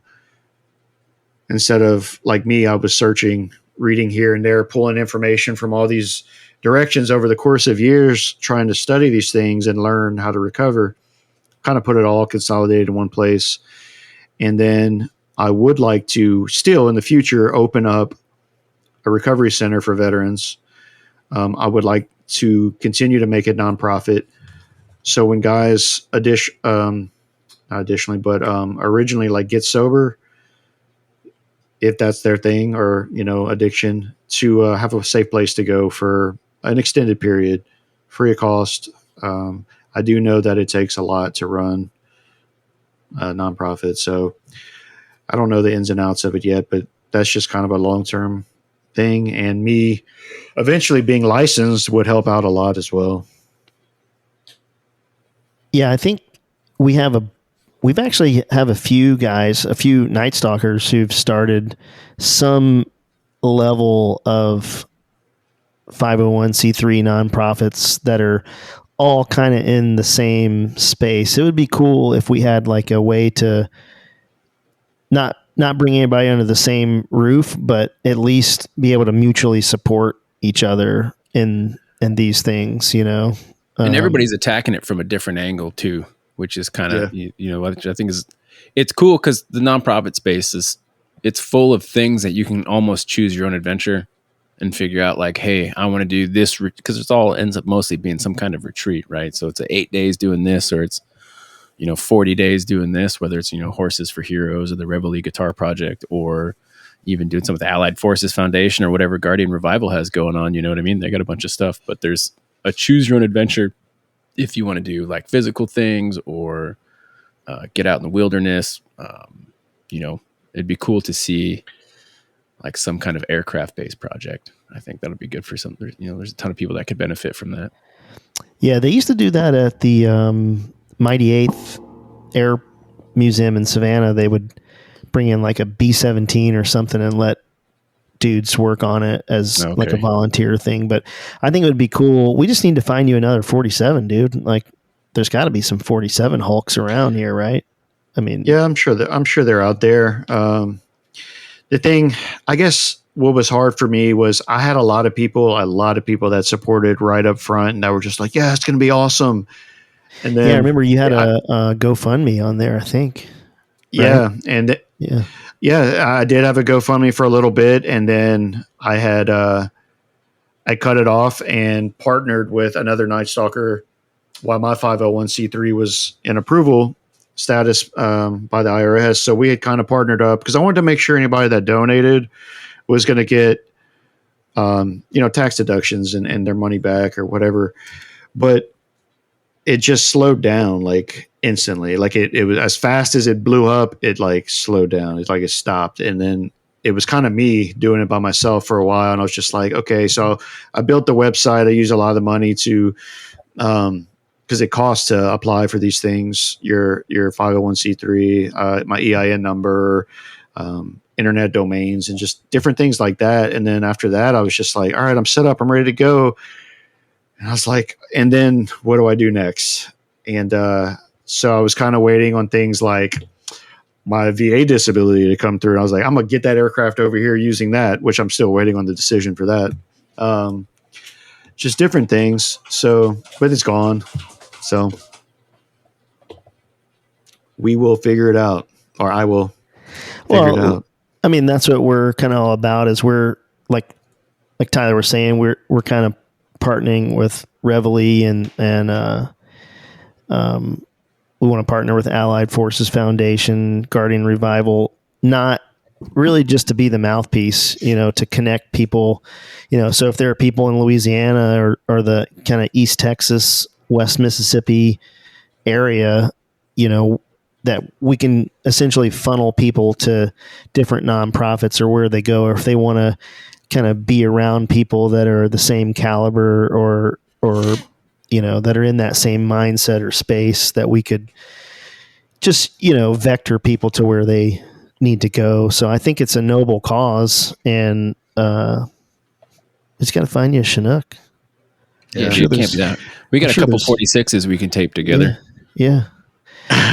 That'd be cute. Baby. I got like 50 hours in a 46, and the tandem rotor thing is it's an interesting concept. I'd like to fly the 47. So yeah, it's only for the elite, and I think you can get there one day. Yeah. Well, Brent Middleton owes me a ride in a 47. We had this whole drug deal where we were going to do it, and it timed out. So I bet we can get up there and get in one. Yeah.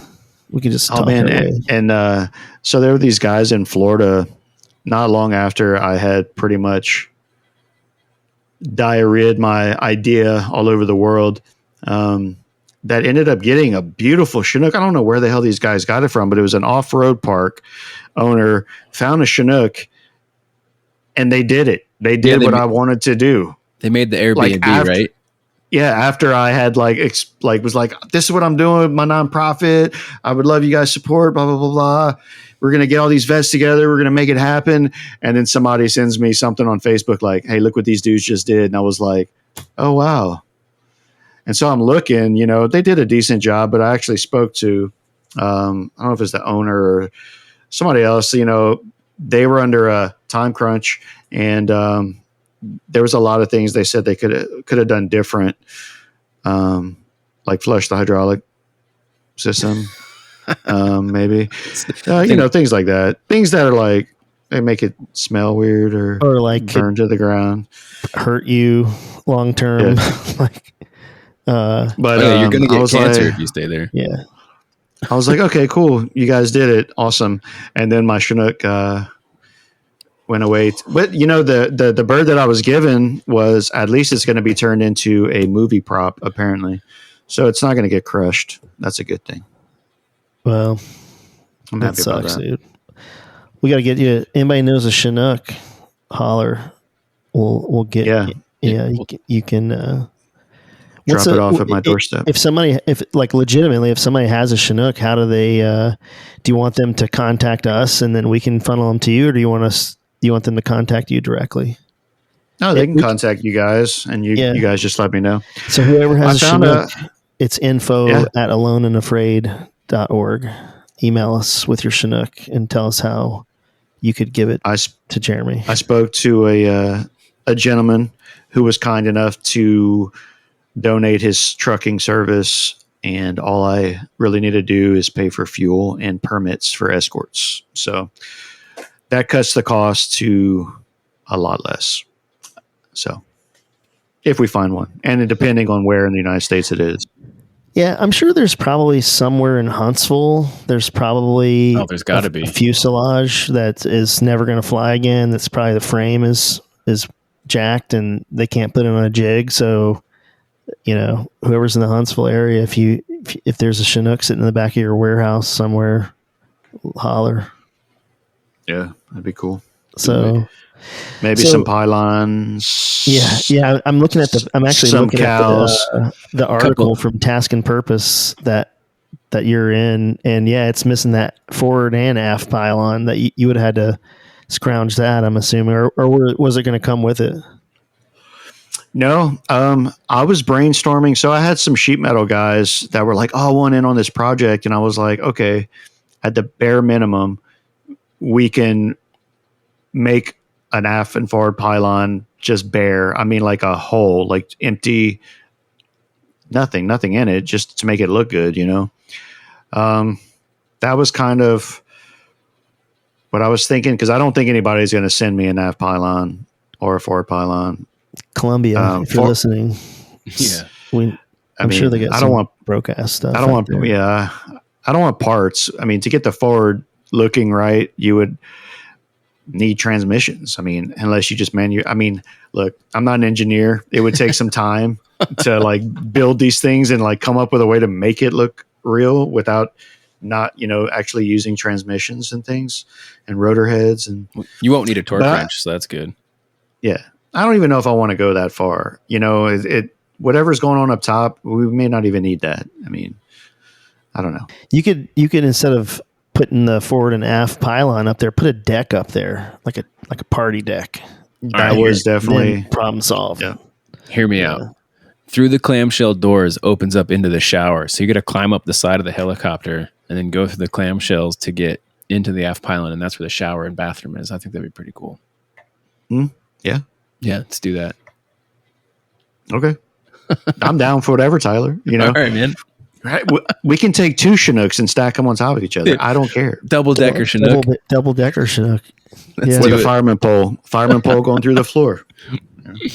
All right. World's problem solved. Well, hey, man, it's been awesome. Thanks for taking the time. We originally scheduled this for tomorrow, but my schedule changed, and I really appreciate the last-minute adjustment on my behalf. So I really appreciate it. Tyler, what do you got for before we get to Jeremy for closing comments? What do you got? Oh man, I'm just happy that I got to spend some time with Jeremy tonight, and it's been far too long. We hadn't talked to each other for a long time, and we caught up a couple weeks ago over some bullshit, and so but it turned into something good. Hey, we could actually let me throw a shout out, Gene. I want to thank you for bringing a bunch of us together. You had to be an ass clown, but we still love you, brother. And if you ever need help, we're always here for you. But you brought us all back together, so cool. Thanks, Yeah, buddy. and trying to hate, you actually created something good. So Yeah. that happened. Back around. Yeah. And also, sorry, what's up? No, go. No, I was just gonna say, and again, another still raising funds for the Allied Forces Foundation and getting ready to training up for my 108 miles next summer in June. So more to follow on all that. We'll be putting stuff out on. Do you guys have a GoFundMe, or you want to start a GoFundMe? I have a donation page, and I'll send you the link, and we can throw that in the show notes. Yeah, just tell. Well, let's put it in the show notes. But what's the site? Is it really long? It's it's all convoluted and shit. It's like the X2947374. Yeah, diagonals and whatever and whatnot. It'll be in the show notes. So if you're listening to this and you're a Night Stalker, fucking give Tyler like at least $50. Like come on. A month. Do it. And then I've conned my wife because they're doing a stateside yomp in November 7th. It's up by DC. It's going to be 48 or 50 miles or something like that. And I conned my wife into doing the 50 miles with me. Say so what? Awesome. Katie's going to come do a 50-mile ruck. That's sweet. So let's go back a little bit. So so explain to everybody what the money goes to. Like, that's not like, can you explain that a little bit, where the money, when they donate on your page? Yep. So it goes directly to the Allied Forces Foundation, and it's a nonprofit based out of Virginia, but they fund trips and, again, some more mental health stuff. But they do this thing. I think the big thing that they do is they get people together for the Catamaran Yomp, which is out in Scotland, and it's put on by the Army Benevolent Fund. Which is a British thing. Yeah, it's like their VA, I believe. Yeah, because they don't have like a government sponsored thing, right? It's all like donations and stuff, right? Yeah, I think that's how it goes. That's how it was explained to me anyway.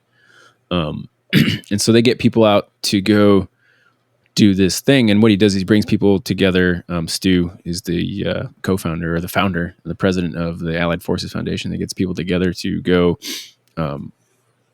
participate in this yomp, and it's 54 miles through the Scottish Highlands on this Catamaran Trail, which is an old cattle trail that they would take all their cattle to, the market in back in, hundreds of years ago.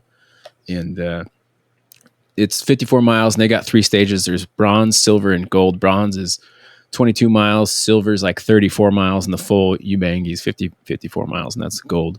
Or 56 U.S. miles. Yeah, it depends, because like I said before, the Scots lie about distances.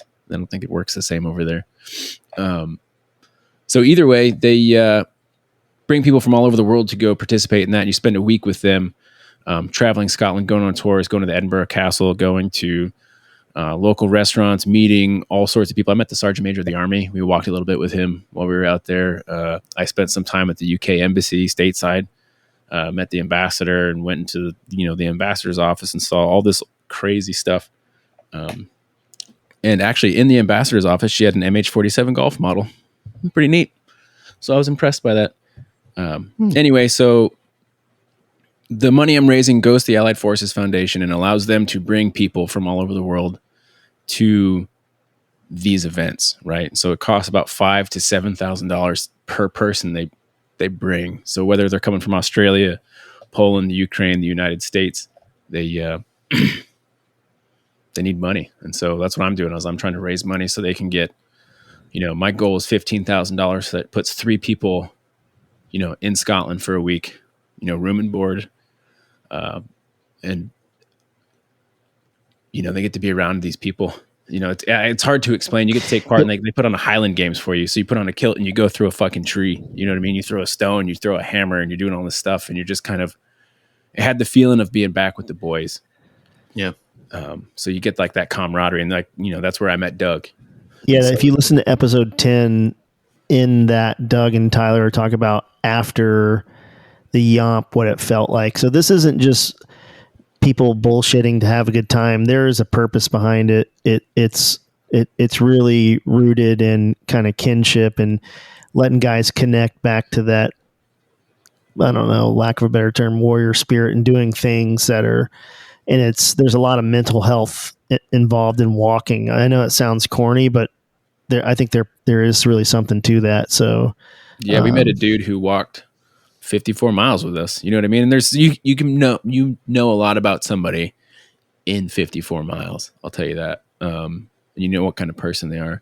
And yeah, the healing connects you back to kind of what you miss about, being in the ready room. But it's also moving forward because you're meeting new people and you're forging those bonds over something that's a little bit more positive, and moving forward, as and it kind of helps you get away from being stuck in the past and look and be like, man, it was really awesome to be out there with Jeremy and doing all this stuff. But there's a life past that, and we're all still together. But there's more people out there to meet, and there's more people out there to connect with. And I think every time I do one of those events, I come back feeling a little bit further from my past in a good way. You know what I mean? I'm making moves forward. So again, if I can raise money and get other people out there to experience the same thing, I'm all about it. So yeah, it's all about being better, just slightly better than you were yesterday. So yeah, absolutely. Yeah, we should always be growing and changing. Yeah, but always. Jeremy, what do you got closing? Anything else you want to? Any shout outs you want to give? Anything you want to talk about? The mic's yours, man. Yeah, anybody that is interested or willing to. So the project has kind of been me. The Arcane project's kind of been me by myself since its formation. I am by no means a nonprofit guru. I'm a baby when it comes to this. So anyone that can give me some advice and things. I've had to recently delete half my page, so I'm gonna have to build it back up, taking things down that I had planned for the project and the vets. But I think we'll get back there eventually. So I'm not stressing about it too bad right now. I'm just gonna continue to post resources, and I want to encourage anybody that is struggling to reach out to me personally. My email is on my webpage, and I would love to talk to you if you want to talk. I will call you. It doesn't matter what time of the day it is. I will help you if you need help. And I just want to thank you guys for giving me the time to talk and reminisce. It was definitely good to see your face again, Tyler. I miss our cat rubs. Oh my God. And mustache wrestling. That we call that mustache rides for the non. There's a winner. That's why it's called wrestling. I recently found some old videos and pictures on my hard drive from, I don't remember what deployment it was. I think it was like 2010 maybe, but God, like to see how young we were and how motivated and the glow in our faces. It was so crazy. Like I just wanted to grab myself out of that video and be like, dude, like if you only know what's to come, bro, like you got some shit coming up, man. And you better prepare. If I would have known what life was going to throw at me whenever, I got out. But there's always a light at the end of the tunnel. And I want people to know that taking your life or the life of another person is not the answer. Drugs and alcohol is not the answer. We're all human beings, and God made us this way. We're supposed to feel emotions, but it's kind of how you deal with your emotions and your feelings and the things that the cards you've been dealt in life. So I think it's good that we continue to connect with other veterans like-minded and to lift one another up. We're going to keep doing that. And I look forward to meeting all sorts of people, not just reconnecting with the old friends, but making new friends in the process. So thank you. Yeah, and if you guys want to go over to Jeremy's webpage, it's arcaneproject.org. Just spelled out arcaneproject.org, and we'll put a link in the show notes, and you can connect with Jeremy through there. And Jeremy, we'll hook you up with Ben Channels. He's 1st Battalion, and he's got his nonprofit going, and he can probably help you navigate the do's and don'ts. So after the show, we'll get together and I'll connect you guys, or we'll figure it out. Right. So again, thanks for coming. Tyler, thanks for riding shotgun and doing this. We had a TST, time sensitive target podcast, so we got her done. Why are you the way you are? Some people say it's brain damage, but I blame it on my mom. All right. Well, hey guys, thanks for coming, and we'll let's do it again sometime. Yeah, absolutely. See you. Thanks, guys. Bye. Bye.